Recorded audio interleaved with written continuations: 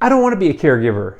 I never wanted to be a caregiver. I didn't sign up to be a caregiver. I'm not qualified to be a caregiver. And the fact is I became a caregiver in the 90s. What do you mean you became a caregiver? Well, my grandparents said, hey Dave, can you put that box up into the attic for me? And I said, sure. Picked up the box, put it up there, and of course there was 2 or 3 other boxes, walking up the ladder, doing the whole deal, put those boxes away.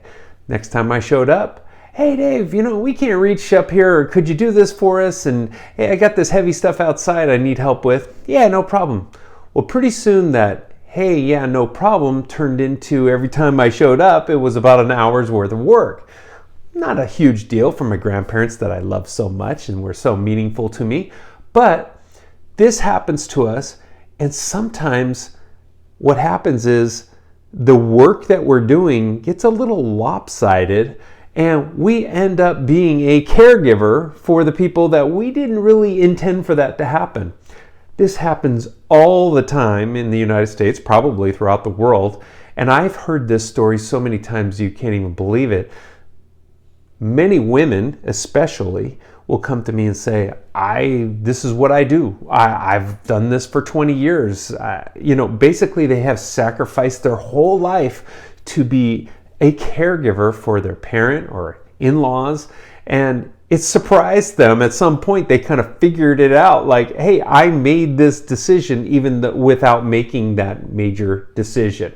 This can have a huge effect on us financially.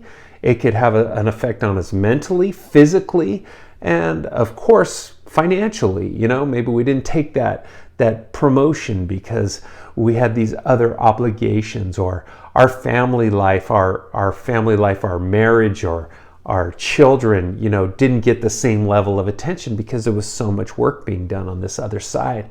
So all that being said is that I'm here to help people understand the options that are out there. And some of those options you do have to pay for.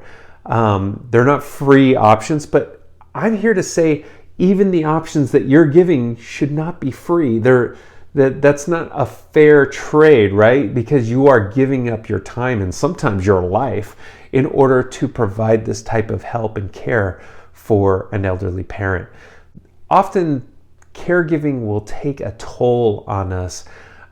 It'll take a toll on us physically, mentally, and there'll be some resistance to it. Just like my resistance after being there for an hour thinking I was coming for a visit, now all of a sudden I'm working. This resistance can really turn into resentment over time. And so it's really important. A lot of elderly people have the financial ability to get a caregiver, or have the financial ability to go into assisted living. Or some things that I talk to other people about is independent living. Independent living is kind of a cross between assisted living and living on your own.